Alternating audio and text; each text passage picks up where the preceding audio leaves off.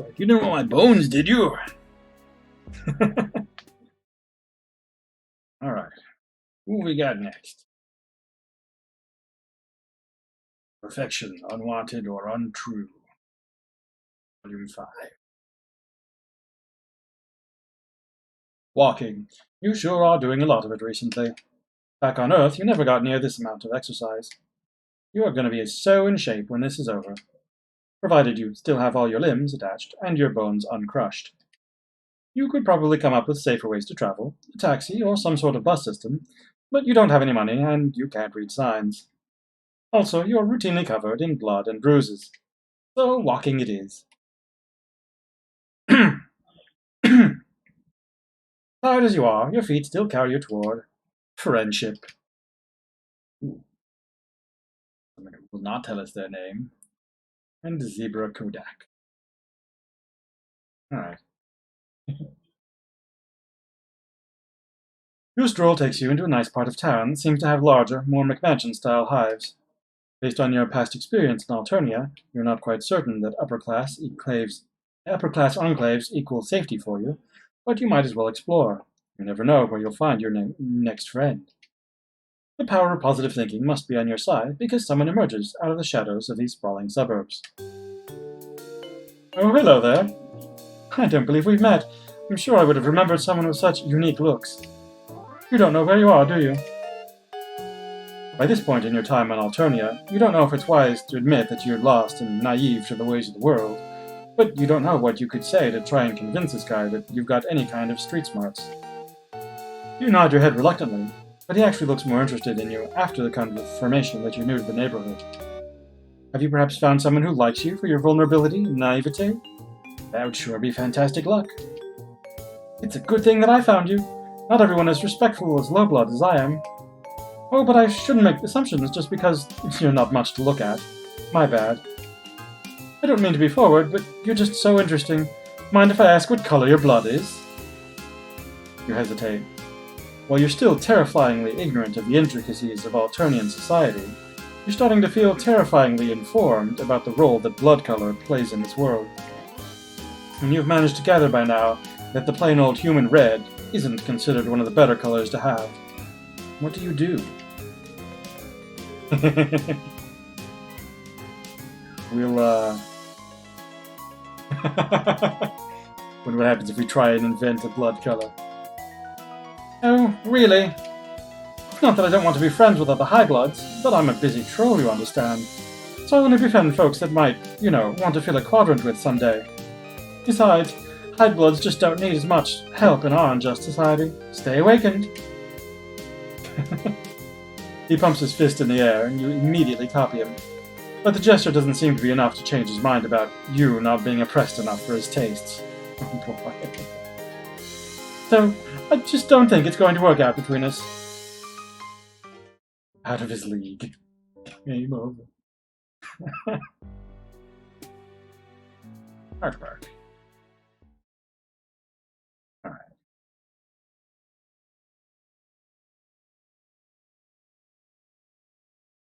Make it happen. There's a way this menu works and I still don't know what it is.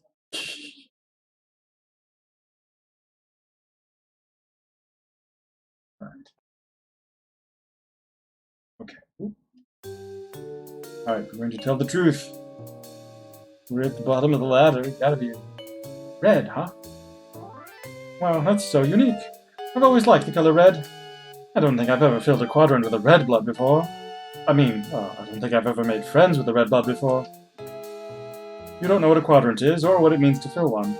Given your experience on this planet so far, you're nervous that it means something violent. But you don't want to further expose your ignorance, so you just say that you're as excited for this friendship as he is. Huh, you come on strong. Nice!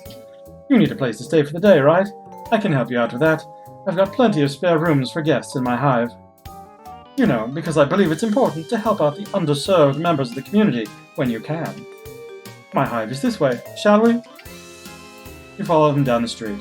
You guess it must qualify as a nice night, because you see lots of other trolls walking around here too. Most of them are dressed as nice as Zebruh, and you see a few shabbier looking trolls that must be low bloods walking with high bloods. Today is actually Flushed Affirmation Day, so you'll see a lot of trolls taking their mate sprites out to celebrate. Lucky for you, my flush quadrant is currently empty, so I'm all yours tonight. That sounds a little weird.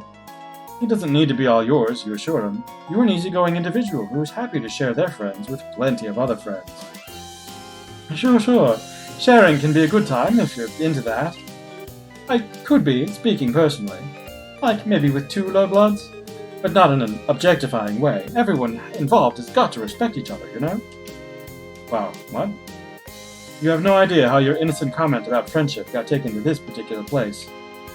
You decide that maybe the best thing to say here is nothing, because who knows how he might misinterpret you next. Huh. Looks like there are a lot of high blood, low blood couples out tonight for the holiday.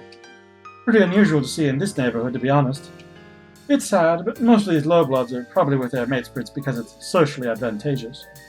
Pretty shitty of the high bloods to take advantage of that, but not everyone is as socially conscious as I am. I think it's super terrible when high bloods don't treat their low blood mate sprites like the queens that they are. You look around at all the other couples. The class divide is pretty noticeable, and some of the high blood trolls have scornful looks on their faces when talking to their low blood dates.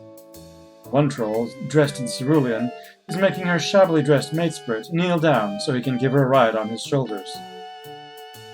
It could maybe be a cute coupley thing, I guess, except she's sure laughing a lot and has the heel of her boot pressing into the back of his neck. You don't want to speculate about what people might be into, but it does seem kind of humiliating. Zebruh sees where you're looking and shudders theatrically. In the process of waving his arms around in disgust, he slips an arm over your shoulders. I'm so sorry, you shouldn't have to see something like that. You're trying to think of a tactful and friendly way to move away from his arm around your shoulders when you arrive at what must be his hive. Okay. It's the biggest and most McMansion-y hive on the block, and when he stops in front of it, he lets go of you to gesture proudly at his sprawling home. Welcome to my humble abode. I just feel grateful, you know, to be able to share my wealth with those less fortunate. When you walk inside the front door, you're greeted by a very distinguished-looking white zebra. It has normal zebra markings all over its body, except for around its neck, where the dark gray zags have formed a shape that looks like a bow tie, almost like it's wearing a suit. You don't know how its zebra face is managing to radiate pure disdain when it looks at you, but that is unquestionably the energy you're getting. Oh, don't mind my Lucius. He's kind of socially old-fashioned. Damn flirt. But he lets me keep low bloods around the hive to help out and stuff, so he's not all bad. Let me give you the grand tour. As Zebruh takes you through the spacious hive, you can see other trolls in several of the rooms. Most of them aren't wearing clothes as nice as Zebruh's. You're guessing these are the low bloods you just mentioned? They seem to all be doing chores, sweeping, cooking, exchanging green slime in troll-sized bathtubs for other, possibly fresher green slime. Each of them glances up at you, and Zebruh, when you pass by, then looks deferentially away. The zebra Lucius is following you, and every time you exit a room, it pauses in the doorway to whinny out what could be orders, or possibly just berating them. You arrive at an empty ballroom-looking space upstairs, where several low-blood trolls are hard at work, cleaning up the remains of what must have been quite a party. Zebruh seems to notice you noticing all the trolls in here are scrubbing the floor, and how they're all avoiding your eyes. See, I told you I'd take in plenty of guests. I believe it's important to promote diversity, you know? So that's why you don't see other indigo bloods here. Looks like all the guests are busy today. Well, an important part of communal living involves contributing your labor when it's necessary. Right, guys? A few low bloods mutter an affirmation, while others just put their sponges and mops down to prostrate their whole bodies on the floor. Zebruh looks a little uncomfortable with the bowing, but not that uncomfortable. He doesn't introduce you to any of them. They don't all realize yet that my hive is a sanctuary from the harsh injustices of the outside world. Anyway, enough about my low-blood guests. Let's take care of you, shall we? Perhaps his Lucius has had enough of tolerating your presence, because it takes the opportunity to stop following you and go huff at more of Zebruh's guests. Now, for better or worse, you're alone, and Zebruh has turned all of his attention on you. His smile seems very Friendly. You want to see it as friendly. And the night is still young. I'm happy to do whatever you want to do. If you feel like going out on the town to celebrate Flushed Affirmation Day, I have lots of other friends I can introduce you to. Help you meet the right kind of culture, you know? Or if you're tired, I can show you to a guest room now, and we can have a nice night in. Go out or stay in? Oh my. Alright, let's do it. Let's do it. You think that going out with Zebruh on Flushed Affirmation Day might potentially give him the wrong idea, and besides, you're pretty tired, so you don't feel like going out. You tell him you're ready to retire to your guest room now. Sure. Oh, bruh, by the way, have you heard of Jixi Roitsmer? You probably haven't. You don't seem like you're a very serious music fan. But you've got a great opportunity tonight to learn from me. One of her low-blood musician friends is playing a show for the holiday, and I can get us in because I'm super connected in the scene. We could go just in case she's there. Could have sworn you told him you wanted to go stay in tonight, but okay. You can gather remains of your energy and go out to this concert with him. That's what a good friend would do.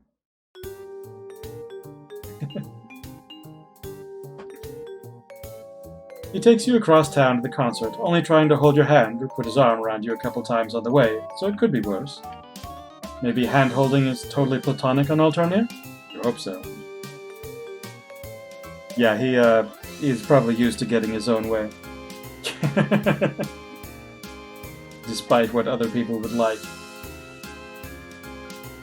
The concert itself is one troll with a guitar and a harmonica, who, according to Zebruh, is a low-blood whose songs are spreading truly radical messages, almost as radical as Jixi's. You enjoy the tunes as much as you can, but you don't understand what the lyrics are trying to say. You ask Zebruh what the lyrics mean, since the message is apparently important to him, but he gets annoyed with your question. What? The lyrics are about, well, they're about a lot of things. Social justice and depression and stuff. It's hard to explain to someone who doesn't already get it. Like, if you're not on my level already, I don't know what I can really say, you know? But enough about the music. I want to talk about you. What sort of things are you into? You haven't had many opportunities in Alternia to talk about your interests. How exciting! You say that you like playing games, but he's already interrupting you. Cool. Sounds great. Really interesting stuff. But what's your quadrant situation like? It's harder to pretend that you know what he's talking about, now that he's asked you about quadrants directly. You admit that you have no idea what he means by quadrant situation. Well, you're even more clueless than I thought. Don't worry, I still find you attractive. He goes into a brief, but not really brief enough, explanation of the 4 types of romance in Alternia. Matespership, the flushed quadrant, which to you sounds the most analogous to human romantic partnerships. Moir allegiance, the pale quadrant, which sounds like an exceptionally codependent friendship by human standards. Auspisticism, the ashen quadrant, which you don't understand at all. And kismicitude, the black quadrant, which just sounds like repeatedly hooking up with someone you hate. You're fuzzy on the details of all 4 of these, but you understand enough to get that he's asking if you're single. You tell him that you, really just want to be friends. Of course, I super respect your choices. If you ever change your mind, I'm right here. And being in a quadrant with an influential yet sensitive and socially aware indigo blood like myself could make it a lot easier for you to survive and thrive on Alternia. Wasn't he criticizing that kind of high blood, low blood, socially advantageous relationship just a few hours ago? It wouldn't be very friendly of you to point out this hypocrisy, so you don't mention it. After another song, another troll at the club sidles up to Zebruh and whispers something in his ear, then skulks off again. Zebruh looks alarmed, glancing around him and edging toward the club exit. I just got a tip that there's about to be a culling at this concert. We should get out of here. You definitely agree with him about wanting to get out of here. You look around at the rest of the audience, still enjoying the show. You and Zebruh are the only ones getting ready to leave. Is he going to warn any of the other trolls here of the danger? Oh no, definitely not. If I were to warn any of these lowbloods that a culling is coming, that could mean risking my life too. Not that I've ever tried, but everyone knows that. The High Bloods here will probably be fine now. We've got each other's backs. It's important to look after your comrades in the struggle. Sure enough, you can see that the other trolls here, who, much like Zebruh, stand out because they're wearing nice clothes, are casually but urgently leaving the concert venue. The Lowbloods are all still clapping and singing along with the singer on stage. No one has given them a tip-off. Come on, we've got to scram. The two of you abscond, getting away from the music club as fast as your legs can carry you. By the time Zebruh decides it's safe to slow down, you're tired and out of breath. Looking around, it seems like you've arrived back in the High Blood part of town. You wonder if drones have descended on all those trolls at the club by now, and you just can't hear it because this neighborhood is too far away, closed off, and sheltered from the violence. That was a close one. Going to low-blood cultural events like that can be dangerous, but it's one of the risks that you have to take if you want to be an activist. I can't tell you how many times I've risked a culling to fight for low-blood rights. Civil disobedience is the only way to fight the authoritarian state. He turns to you and takes one of your hands in both of his, looking deep into your eyes. I just think it's so cool how you supported me back there when we risked our lives for the cause. That's probably the best way you can contribute as an activist and ally, you know, by supporting me. And speaking of activism, we were talking about quadrants earlier. Let's get back to that. This guy just does not want to take no for an answer.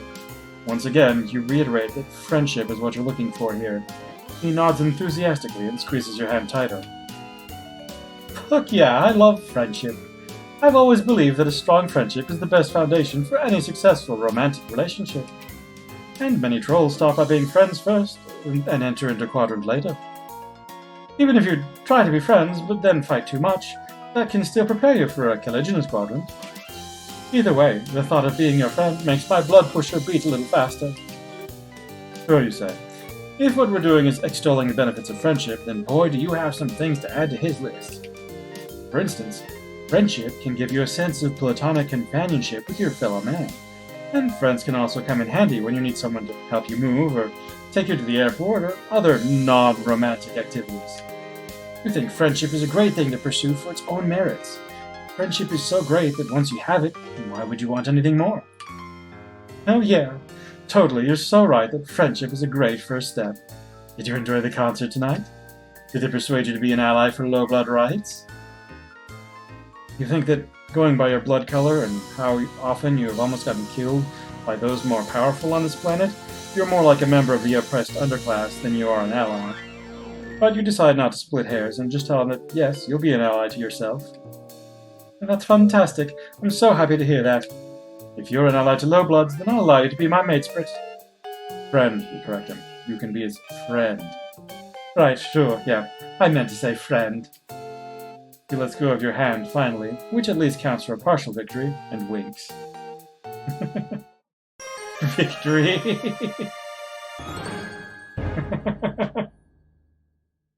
I don't know if that's too victorious of a victory there, but the High Bloods make strange friends. Alright. Come on. What happens if we do go out? Check it out.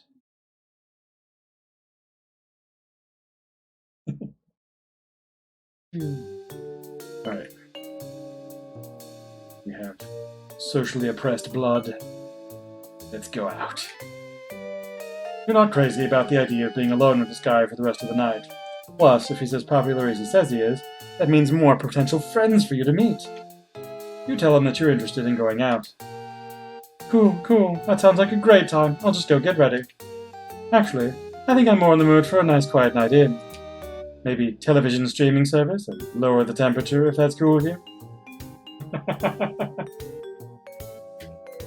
Oh boy. If that has the same connotations as it does on Earth, it's not cool with you. You stumble through expressing some misgivings, but he talks over you.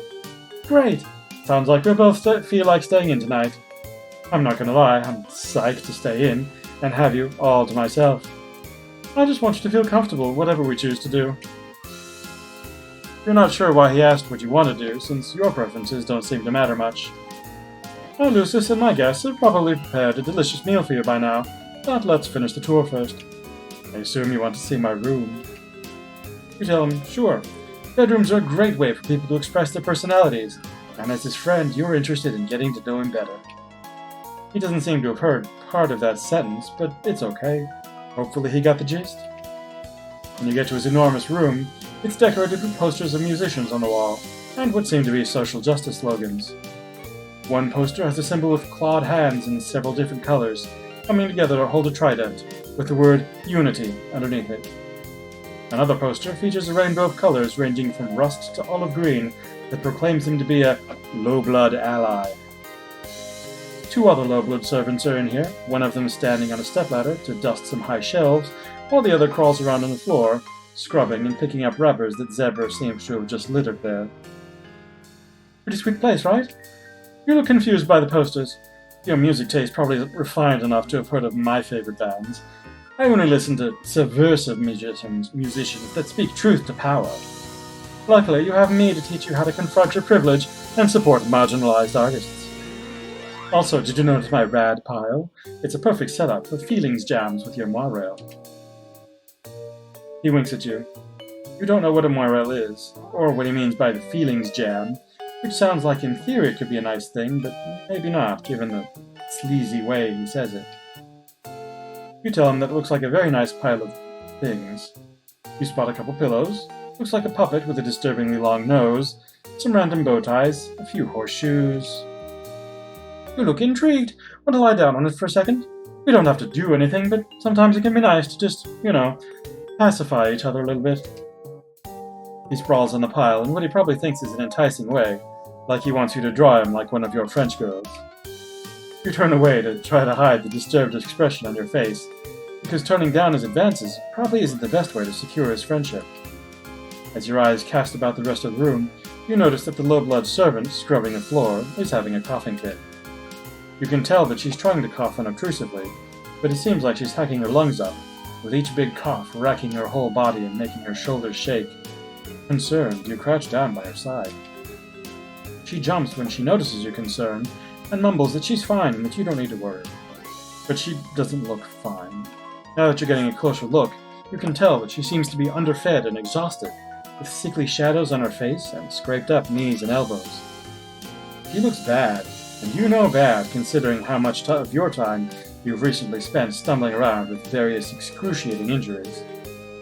You mention to Zebruh that his guest is not looking so good. He frowns, getting up from his pile of stuff to come investigate, blinking down at you in confusion and not sparing a glance for the low blood. What are you even talking about? The servant tries to go back to her scrubbing, but she struggles with coughing and scrubbing simultaneously. Hard for you to watch. Surely she would feel better if she took a break and ate or drank something? You ask Zebruh about that hot meal he said was being cooked for you. Maybe you could give some of it to this poor sick troll. Geez, you're making me look bad. There's no way a guest in my house can be going hungry. I respect lowbloods and do everything in my power to take care of them. What, you think you're a better ally than I am?